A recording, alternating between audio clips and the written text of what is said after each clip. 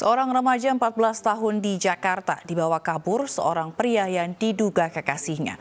Polisi kini memburu pria tersebut. Khawatir sama lu, Cici.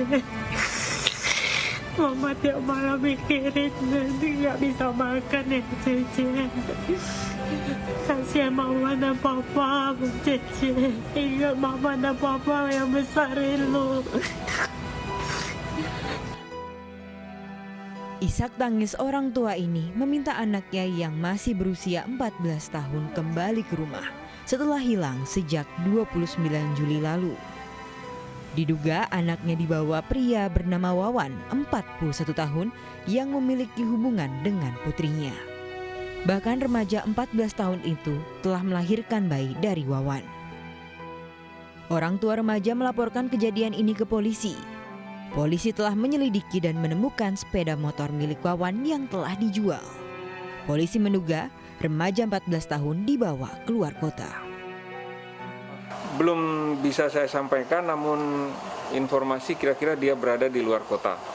Nah, juga melalui tayangan ini saya juga menghimbau kepada saudara WG atau Wawan Gunawan, jika Anda menyaksikan ini atau mendengar berita ini, saya himbau untuk segera kembali dan membawa pulang anak F, karena Anda terancam pasal 81 Undang-Undang 35 tahun 2014 tentang perlindungan anak. Kini pihak keluarga berharap korban segera pulang ke rumah dan pelaku mendapat hukuman atas perbuatannya karena telah membawa anak mereka. Dari Jakarta, Miftahul Gani, iNews melaporkan. Polsek Metro Mampang Perapatan berhasil menangkap pelaku pembunuhan suami. Pelaku nekat membunuh suami karena sering dipukuli dan diancam dengan senjata tajam.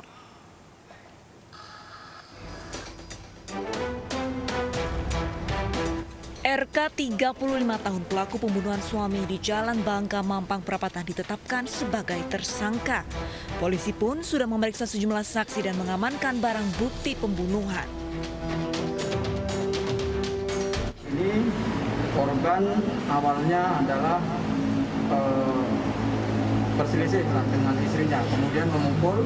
Setelah memukul, kemudian ada suatu memang perlawanan ya, karena si korban ini adalah membawa sebelah pisau dengan mengancam. Nah, pada saat mengancam menggunakan pisau tersebut, ini kemudian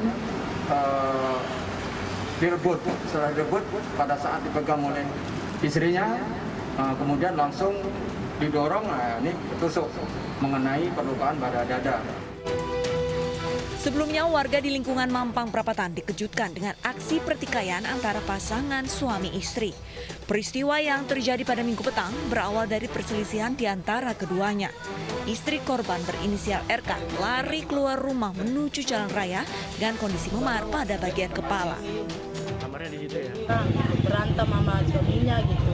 Napas dari belakang datang suaminya berdarah dari belakang, terus pegang yang listrik terus jatuh deh.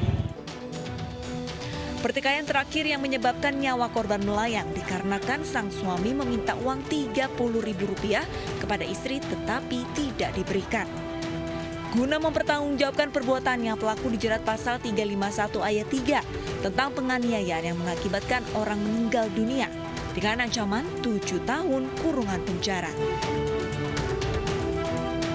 Dari Jakarta Selatan, Den Helmi Sajangbati, iNews melaporkan.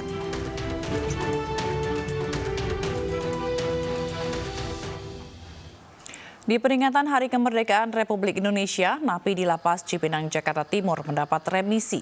Dari total 3.386 napi, hampir setengah diantaranya dapat remisi.